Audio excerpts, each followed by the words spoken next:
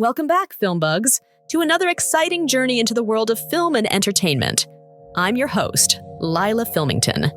Rather than showcasing the entirety of our 2023 watch list, we've decided to focus on what we believe are the standout movies and shows of the year, bringing this cinematic journey to a close. Notably, 2023 has been exceptional for television, boasting a multitude of outstanding shows that far outnumbered the noteworthy films.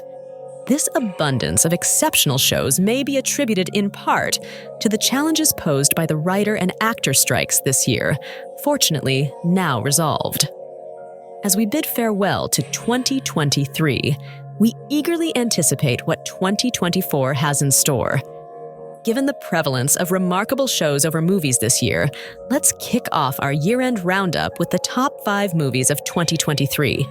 Before delving into our 5th pick, we want to highlight a noteworthy runner-up in our lineup, Godzilla Minus One, directed by Takashi Yamazaki and featuring Minami Hanabe, Ryunosuke Kamiki, Sakura Ando, and Munetaka Aoki. Set in post-war Japan facing a new crisis in the form of a giant monster, this film, baptized in the horrific power of the atomic bomb, exceeded our expectations. While expecting monster mayhem, we were pleasantly surprised by a compelling storyline and well-developed characters. The shots were stunning, the visual effects impressive, and Godzilla looked both fearsome and captivating. It's undeniably one of the standout films of 2023, earning its deserving spot as a runner-up in our top 5. Now, at number 5, we have John Wick Chapter 4, directed by Chad Stahelski and featuring an ensemble cast including Keanu Reeves, Lawrence Fishburne, Ian McShane, the late Lance Reddick, Clancy Brown, Bill Skarsgård, Hiroyuki Sanada, Scott Adkins, Rina Sawayama, and the phenomenal Donnie Yen. As we previously mentioned in our first half of 2023 video, this 4th installment surpassed our expectations, outshining even the first in the series. The film boasts amazing fight scenes, innovative camera work, such as the Arc de Triomphe scene and the visually stunning over-the-top gunfight shot, just to name a couple, and a level of care and craftsmanship that secures its well-deserved spot at number 5 on our list. We strongly believe that action movies, especially those of this caliber, deserve recognition in awards shows, as they contribute significantly to the cinematic landscape. Moving on to our 4th pick, we have The Holdovers, a film directed by Alexander Payne and written by David Hemmingson. The stellar cast includes Paul Giamatti, Davine Joy Randolph, and Dominic Sessa. This standout movie of the year resonated deeply with me. The Holdovers revolves around a student at an all-male school who finds himself stuck during the Christmas holiday, forced to spend time with a professor he despises while his mother is away on her honeymoon with her new husband. The film seamlessly balances moments of humor and heartbreak with exceptional performances from Giamatti, Dominic, and Davine. I predict award nominations for Randolph and Giamatti next year, given their outstanding contributions. Having personally enjoyed the movie in theaters, the chemistry between Giamatti and Sessa, portraying Professor Paul Hunnam and the student Angus Tully, was truly remarkable. We wholeheartedly recommend watching this film if you get the chance. It's a captivating experience that won't leave you disappointed. Killers of the Flower Moon, directed by Martin Scorsese, and featuring an outstanding cast, including Leonardo DiCaprio, Lily Gladstone, Robert De Niro, Tantu Cardinal, Jesse Plemons, Cara Jade Myers, and Janie Collins. This impactful film dives into the unsettling reality of real-life atrocities committed against Indigenous people, shattering any expectations of an easygoing narrative. At its core, Killers of the Flower Moon is a poignant exploration of systemic murder, illustrating a death by 1,000 cuts. The film adeptly weaves together blatant crimes and insidious, calculated acts, prompting contemplation on overlooked global cases, particularly those involving indigenous populations. With visually stunning cinematography and masterful editing, the 3.5-hour runtime enhances the film's potency, allowing audiences to grapple with its troubling themes. The stellar performances of DiCaprio, Gladstone, and De Niro add another layer of depth, deserving recognition for their contributions. While some may draw comparisons to the final act and notice DiCaprio's facial expressions, the film's brilliant ending, including the impactful final scene and last shot, leaves an indelible and thought-provoking impression, concluding a truly compelling cinematic experience. Before we delve into our top 2 films, let's take a moment to discuss our favorite horror movie of 2023. Here at FilmBug, our passion for horror movies is evident in the content we feature on our channel. While this year didn't offer a plethora of horror films that caught our eye, a few managed to leave a lasting impression. Titles like Hoysera, The Bone Woman, When Evil Lurks and Attachment held some intrigue, but the standout for us was Talk to Me, directed by YouTubers Danny and Michael Filippo. In this gripping tale, a group of friends stumbles upon the dark art of summoning spirits using an embalmed hand. Initially drawn to the thrill, their fascination takes a sinister turn when one of them pushes the boundaries, unleashing terrifying supernatural forces.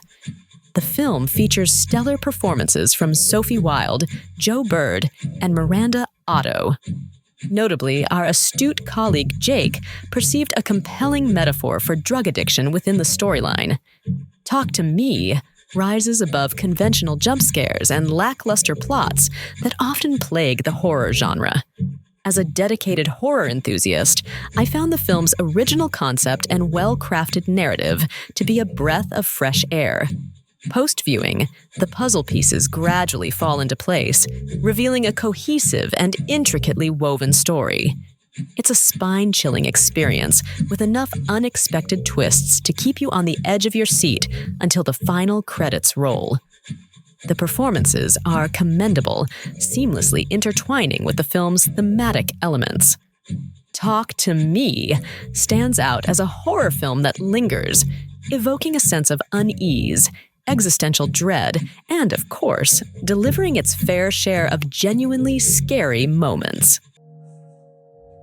Now let's dive into our second pick for the best films of 2023, an animated masterpiece from Studio Ghibli titled How Do You Live?, also known as The Boy and the Heron in the US, though we prefer the former as it not only sounds superior, but also makes more sense.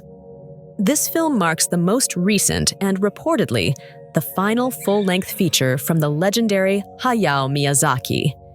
Despite our fervent hope that it won't be his last, as this isn't the first time we've wished so, we eagerly anticipate any future creations from this cinematic maestro, whether they come to fruition in 5 or 10 years. The movie is an absolute enchantment. Imagine the familiar Ghibli magic intertwined with a storyline reminiscent of Alice in Wonderland. Drawing inspiration from various Ghibli classics such as Princess Mononoke, Pompoko, and My Neighbor Totoro, Miyazaki introduces a novel element that transcends his previous works. To grasp the full depth of the narrative, a second viewing is recommended, a journey that unveils the intricacies of the world's design and the nuances behind each character. Stay tuned for our upcoming release early next year, where we'll unveil our ranking of the top 24 Ghibli movies, including this recent gem. Presenting our top movie of the year, Past Lives, a remarkable directorial debut by Celine Song, featuring the talented ensemble of Greta Lee as Nora, Teo Yu as Hae Sung, and John Magaro as Arthur. Far from the predictable Hollywood romance, this film delves into the intricacies of a love story between childhood sweethearts who reunite after 12 years. It skillfully explores the subtle, seemingly random elements that shape our lives, leading us to our life partners. The narrative goes beyond cliches, offering a nuanced perspective on fate, drawing inspiration from the Buddhist concept of Inyun, where individuals meet repeatedly in various incarnations until reaching the destined threshold for marriage. In a revealing interview, spoiler alert, the director describes the movie as a tale of 3 goodbyes, emphasizing the profound idea that leaving something behind often results in gaining something valuable in return. The characters are meticulously crafted, avoiding cliches, exemplified by a husband who provides a masterclass in understanding and support. The film boasts exquisite cinematography, complemented by outstanding performances from the trio of actors. With a special mention for Greta Lee, I am personally championing her for the Best Actress Award and Celine Song for Best Director. This episode is brought to you by Flaming Flamers. Feel the burn! Let's delve into the realm of the best shows of 2023. Before we do, similar to the top 5 movies of 2023, we also have a runner-up. And in this case, it's HBO's The Last of Us. This series stands out as one of the rare successful video game adaptations. While Bella Ramsey and Pedro Pascal delivered outstanding performances, it was Murray Bartlett and Nick Offerman who stole the spotlight with their exceptional one-episode contribution to the series. Their performances deserve recognition, and we hope they receive nominations for their remarkable work. The show has already been greenlit for a 2nd season, and we eagerly anticipate its release. However, it would be ideal if they prioritized the release of The Last of Us 3 video game first, ensuring they have ample source material for the show. We want to avoid a situation similar to the Game of Thrones incident where they ran out of source material to adapt.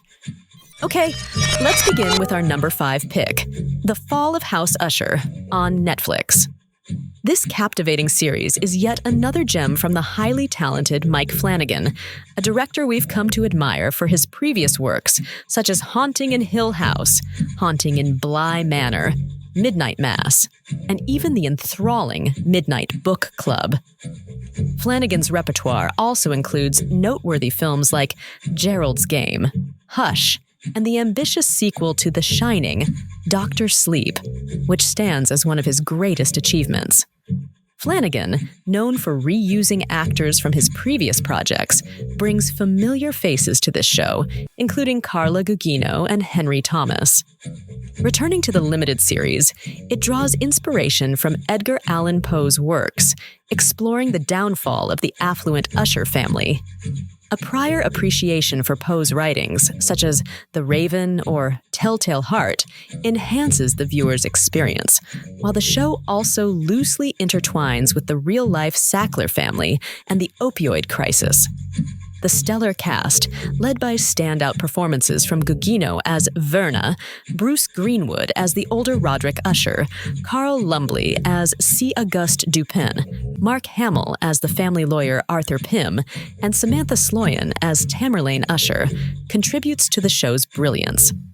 Though we've highlighted these standout performances, it's essential to note that every actor in the show delivered superbly. For us, The Fall of House Usher earns a solid 10 out of 10, showcasing excellence in storytelling and performance. Now, claiming the number 4 spot is the grand finale of Succession, its 4th and conclusive season. This last chapter of Succession stands tall as one of the finest seasons in television history. In the realm of Shakespearean tragedy, where body counts often play a pivotal role, the satisfaction here lies in witnessing the Roy family, though still alive, irrevocably transformed for the worse by the series' end. Spoiler alert. The early demise of the patriarch effectively sets the stage for the series' subsequent events. The writing is nothing short of phenomenal, and the entire ensemble cast operates at the peak of their prowess. While the stakes have always been sky-high for the Roy family, this season masterfully heightens the tension. The dynamic interplay between the potential for extraordinary success and the looming specter of catastrophic failure pervades every episode. The viewer is kept on edge, uncertain of whether the Roys will emerge victorious in the end. However, as the eventual sale of the company unfolds, leaving all three siblings starting anew and metamorphosing into different individuals, we come to realize that this conclusion is, indeed, the best and only way the writers could have bid adieu to these characters. Taking the stage at number 3 is Marvel's Loki Season 2 on Disney. As a self-professed fan of time travel narratives, I'm always on the lookout for shows or movies that delve into this theme. Often, such attempts fall into the trap of cheesiness and miss the mark, but Loki managed to pull it off with flying colors. Marvel has faced challenges lately due to oversaturation, emphasizing quantity over quality. While there were some misses this year, like Ant-Man 3, Secret Invasion, and Marvel's, the third and final Guardians installment and Loki Season 2 stood out as noteworthy successes. With 2 seasons currently under its belt, the second season, released this year, initially gave rise to some hesitations, especially with director Kate Herron departing. However, my apprehensions were pleasantly challenged, and I found myself impressed by the season's execution. Whether this marks the conclusion of the show or Loki's story remains uncertain, but if it were, I'd be genuinely content with the outcome. Loki has always been a favorite Marvel character of mine, and this show elevated his depth with a compelling storyline. While I look forward to Marvel's future endeavors involving this character, especially considering the developments with Kang's actor in this narrative, there's a hint of cautious anticipation in the air. Securing the number 2 spot on our list is the second season of FX The Bear.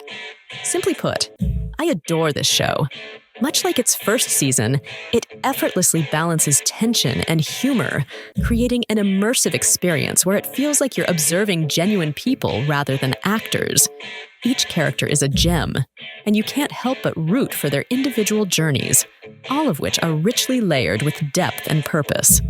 While not every moment is filled with roses for these misfits, the setbacks and triumphs they face are bound by a profound sense of humanity. The characters, each with their unique desires and definitions of happiness, collectively embody the universal truth of the glory found in the pursuit of fulfillment. The Bear presents this truth in a masterful, authentic manner, bringing fully realized authenticity to the screen. Our praise for this show knows no bounds, and the anticipation for its third season is palpable. Somehow, we hope it maintains its perfection or even surpasses it, though, truthfully, it's hard to fathom how it could get any better. Before we reveal our standout show of the year, let's embark on a comical detour to explore the holy shit moment in this year's TV, brought to you by Amazon's Gen V. Get ready for a double dose of jaw-dropping moments, both revolving around the male genitalia. It's a peculiar evolution. Just a decade ago, scenes like these would have been unimaginable. And now, it's like we're tuning into an almost X-rated spectacle.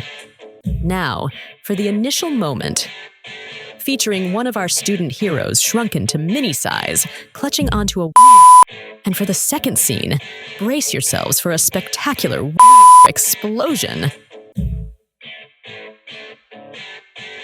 Holy shit, indeed. Now, the moment we've all been waiting for. The top show of 2023 on our list is the third and final season of FX Reservation Dogs. This selection holds a particularly special place in my heart as my absolute favorite show of the year. While every episode is outstanding, the one that resonates the most with me is the poignant encounter between Elora and her father, played by guest star, spoiler alert, Ethan Hawke. This beautifully executed episode, consisting mainly of their heartfelt conversation, brings to mind Richard Linklater's Before trilogy, a sentiment echoed by Harjo himself from a podcast I enjoy. Similar to the Bear series, Reservation Dogs treats every character with importance and skillful writing, even the secondary ones. This confidence in showcasing second-tier characters in leading roles speaks to the strength of the show's narrative. In the final season, spoiler alert, the focus shifts to the theme of community and the history of Native American Indians, shedding light on their struggles. Despite many lacking complete families, the community serves as a crucial support system, whether through uncles, aunts, neighbors, or friends. The willingness of the younger generation to shoulder the responsibilities of those who came before them adds depth to the narrative. In a perfect conclusion to the series, even characters like Kenny Boy and White Steve, whom I adore, find their place. Every character in this show is truly endearing, making it a must-watch for those who haven't experienced its charm. And that concludes our show, folks. We sincerely appreciate you dedicating your time to watch our episode. Thank you immensely for your ongoing support. It means the world to us. We're curious to hear about your favorite shows and movies of 2023, so feel free to share in the comments section below. And if you haven't already, please consider hitting the like button and subscribing to our channel. To those who have, a heartfelt thank you. Until next time, FilmBugs, farewell.